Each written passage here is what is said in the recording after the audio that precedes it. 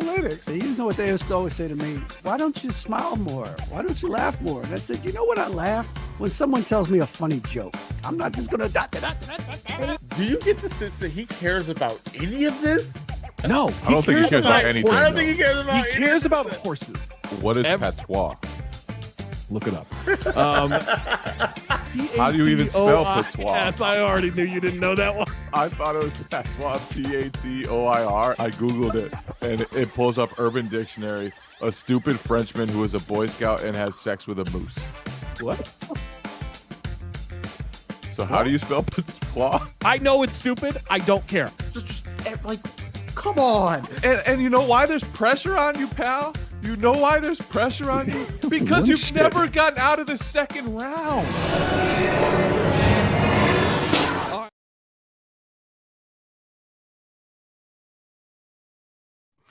Welcome to the Daily Ding NBA Finals Edition.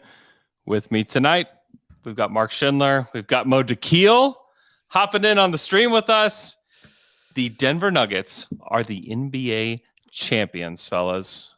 Mark, instant reaction to what was a game that I would say effort was on full tilt and the execution was just completely frantic.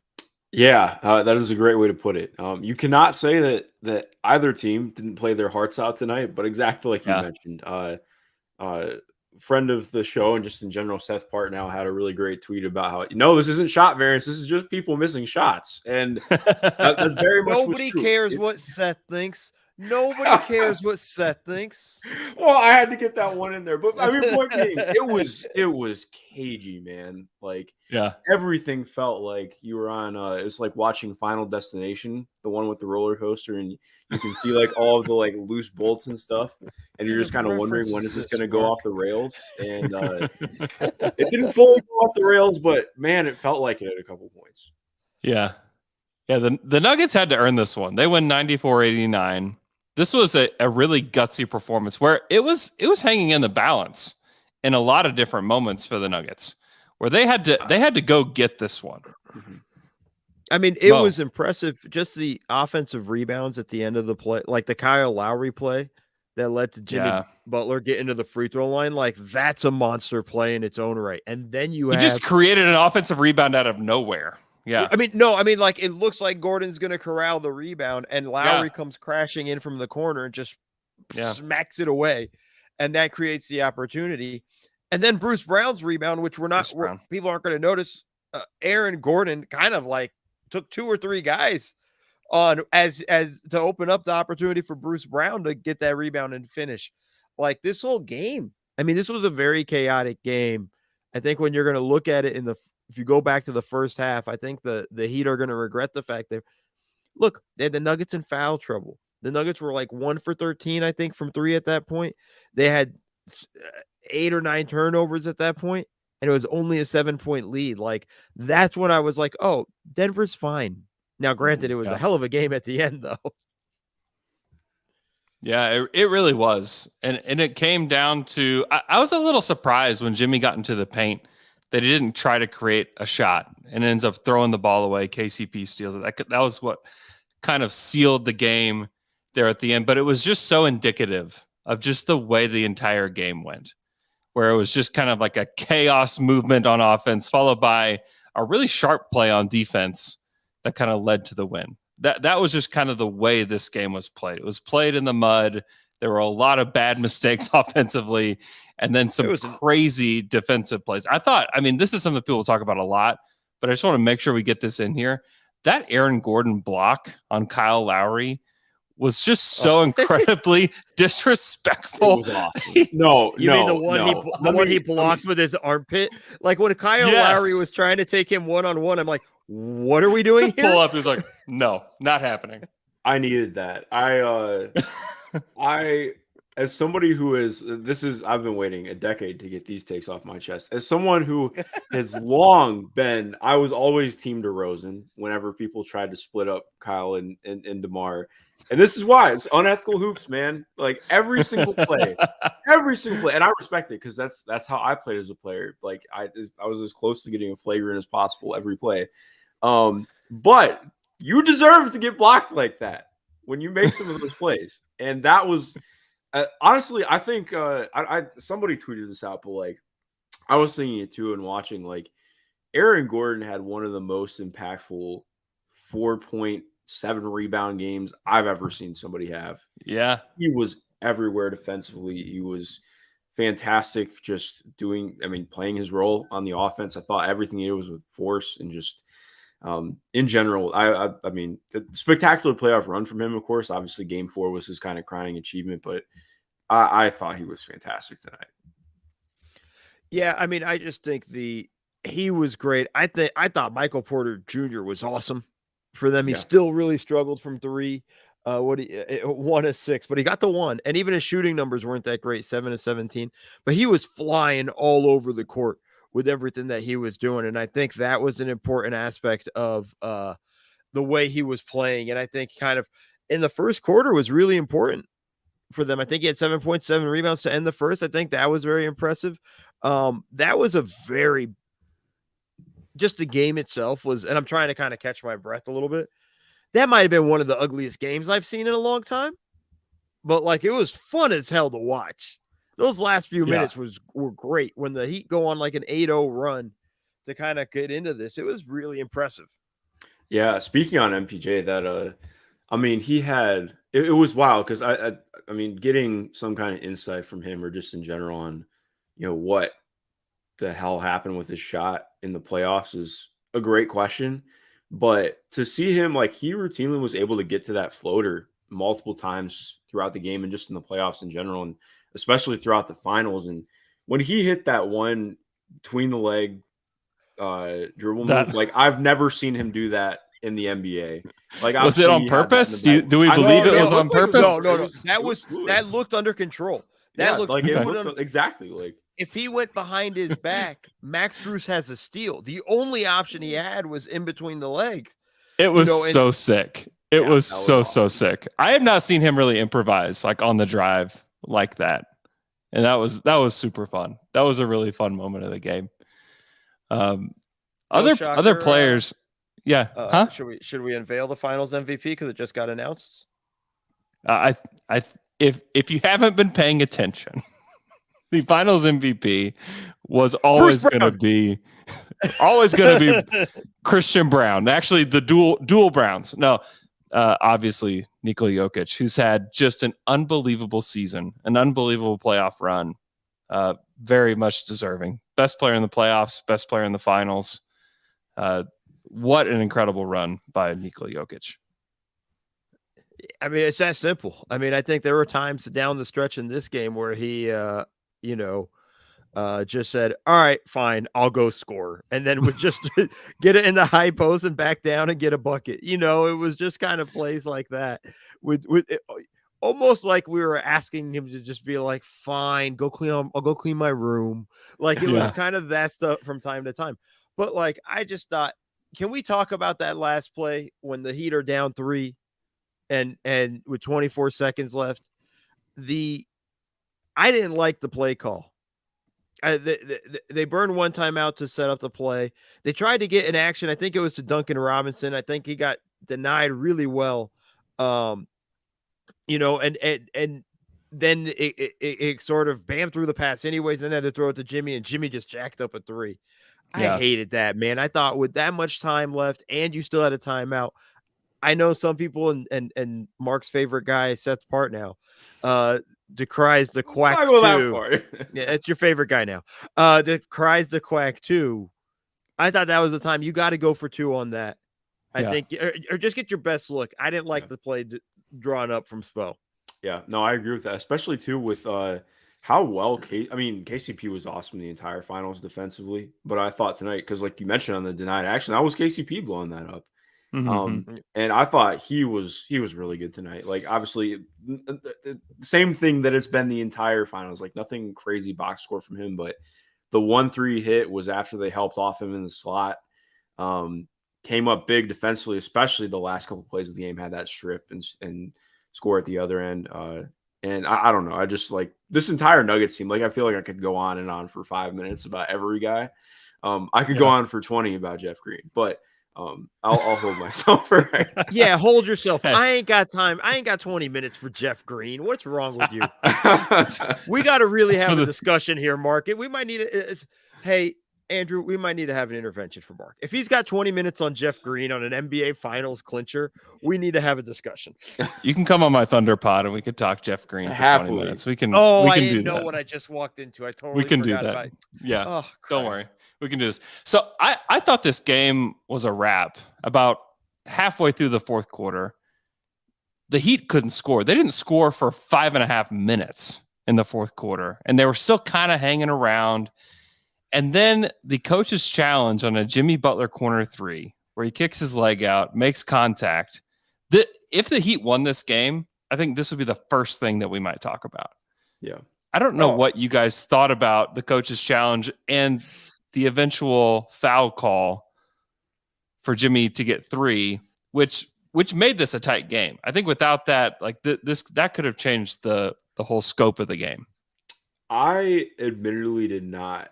I know a lot of people were angry about it. I thought it was like it was gray enough area for me where I just thought it was fine to go with the call. I thought like Jimmy normally has a leg kick in his shot. Is it a little bit pronounced on that? For sure, but AG's definitely running into his pocket. Like it's not like it's just as awful as it could be. I still don't think it's an amazing call. I'd rather not see it happen, but I don't know. I don't think it was as bad as Twitter was making it out to be.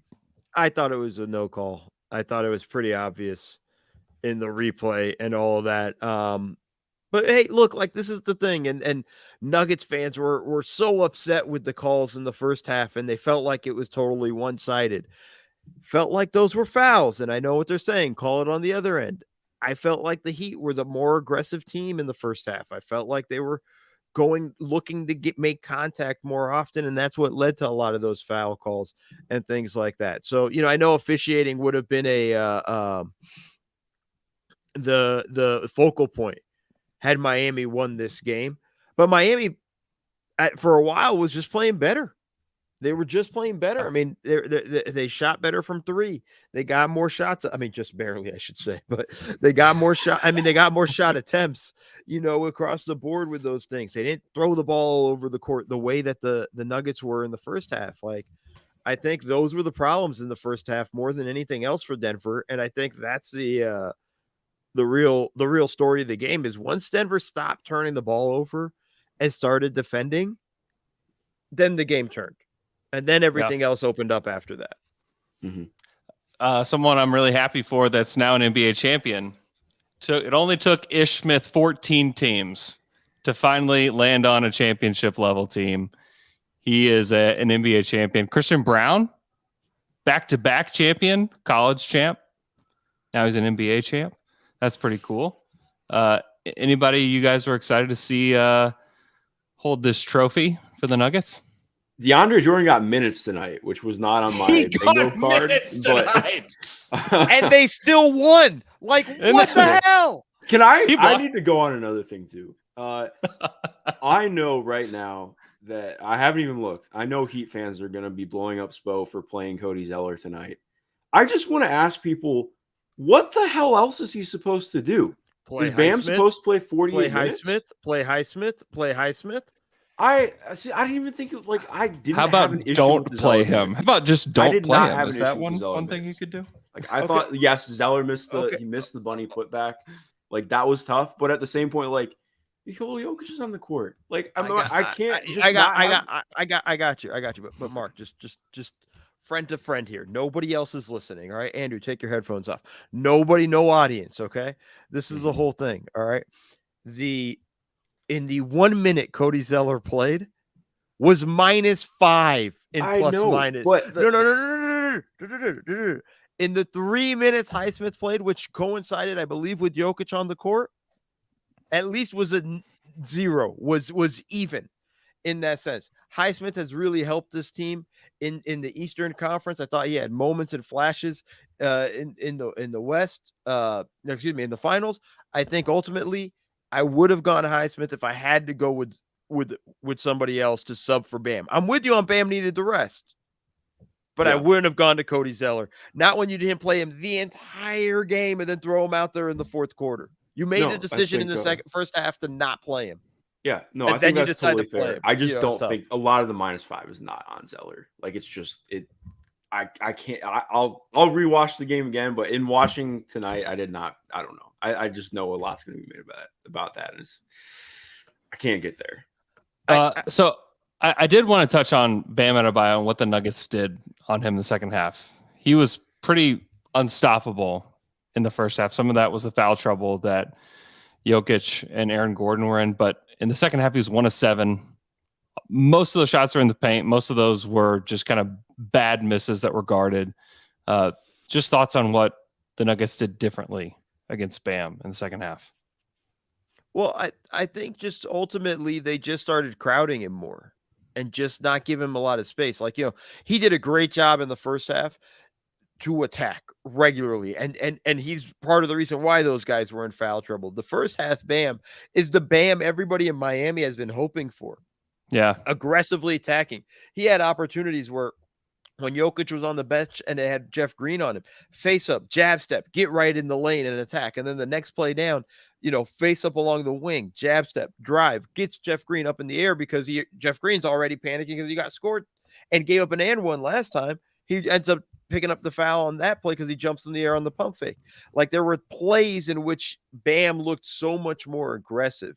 And in the second half, I think they just did a better job of, hey, we're just going to crowd him. We're not going to give him space. We're not going to let him put as many opportunities to really get downhill. And I think that's really what opened everything up for them. Yeah, Mark, what'd you see? Yeah, I mean, just kind of expounding off that too in terms of how Denver defended him differently. I don't even think it was like all that much differently. I just thought like Jokic did a lot of those kind of like, not saying that he gave up, but like as he can do when he gets posted up or drived on, like he has a tendency to just kind of do the swipe down, step back a little bit away from him, kind of matador defense. And I felt like he just didn't do as much of that in the second half. Part of it was definitely the early foul trouble, but I think he just ratcheted up the pressure again to play the defense that he's been capable of doing in the entire finals. And Bam just missed a couple shots too, like exactly like Mo said. Part of what's difficult with Bam and his shot profile is like, it is kind of like, I mean, a lot of it is going to be contested stuff. A lot of it is going to be a little bit harder, but mainly I just thought it was Denver playing better, which is, I think generally like when we're talking about Miami losing the series, it should be so much more about like Denver was the better team. They were more talented. They played better. Like that's just how it goes. Yeah. Yeah. Nikola Jokic in the finals, he averaged 30 points, 13.6 rebounds, 9 assists, shooting 50, 45, 86. That's just can't get to 90. Come on, Jokic. What are we doing here? What an unbelievable performance by Nikola Jokic. I mean, I know there's going to be a lot of legacy talk over the next couple of weeks, but just like I think we can just enjoy just this moment for him and for the Nuggets who just have not. I mean, they've never won an NBA title. Like for Nuggets fans, they've been through a lot. And so Antonio McDyess' knees didn't die for this. I mean, died for this, I guess I should say. But I just a couple of things. One, just on the legacy thing. Can we let these guys play a while before we start talking about legacy? Can we get to near the end of his career before we start having to worry about his legacy? No, Mo. The answer is no. Enough. Okay, fair enough. Okay. And another guy, we haven't really talked about him much, but I think as crucial as Jokic was Jamal Murray. I mean, he damn near had a triple-double tonight, 14, 8, and 8. Like the scoring numbers aren't that great, but I think that a lot of that had to do with Miami putting more pressure on him defensively and taking away shot opportunities. But he's just done a phenomenal job diming up guys. We saw the performance in game 4 with no turnovers and 12 assists. We know he had a ton of turnovers in game 3, but still had a ton of assists. I think just him as a playmaker in this game and really this series is also one of the reasons why Denver's holding the trophy right now. Yep. Yeah. Shouts to Jamal Murray. He's somebody that I think a lot of people didn't give enough credit to throughout the entire season. And he's had an incredible playoffs, had a great finals, showed that he can be a number 2 guy on a championship level team. Like that's a big deal. That's a really big deal for him. Like, man, I'm pretty sure he'll probably be a first-time All-Star next year. I'd be shocked if he's not. I mean, he would have been if he wasn't injured. Tearing his ACL in the past 2 seasons. But this has been a hell of a journey for him. Just in that regard, pretty awesome. Mm-hmm. All right. Anything else before we go? We're going to have a lot more coverage on the Denver Nuggets over the next couple days. We'll have Tampering covering this NBA Finals and the NBA champion Denver Nuggets tomorrow. And then we'll have DA and Marcus on Wednesday, Nerder on Friday, and then the Slam and Jam on Saturday. So no point of contention? We'll see. We'll find out. Oh. Probably point of contention. Anything else, guys? This is our last Daily Ding of the season. Hey! That's we how made it. We made it. It's the last ding. Can you guys believe it? We actually made it. Wednesdays now? I know. Have a life, Mark. Have a life, right. Mark. Go enjoy yourself. Yes. Hey, I want to thank everybody for listening. And for those of you that have tuned in on the live streams, we started those in the playoffs. Those will be back next season. So be ready to tune in live from day one next season on the Daily Ding. But thanks to everybody for listening. I know a lot of you guys, somebody mentioned earlier in the chat that they listen every morning. Let's see. Carson Watkins says, thanks. I listen every morning while making breakfast. See y'all next season. Thank you so much just for being on this journey with us. It's been so much fun here on the Athletic NBA show. And one more time, guys, send us out. First off, ding. Oh yeah. Ding, ding. Oh. This is how we're going to go out, Mark? On the last Daily Ding? You botched the it. Last thing you botched it. Hold on. Let me try it again. Let's just pretend that didn't happen. And one more time, Mark, Mo, send us out. Ding, ding, ding, ding.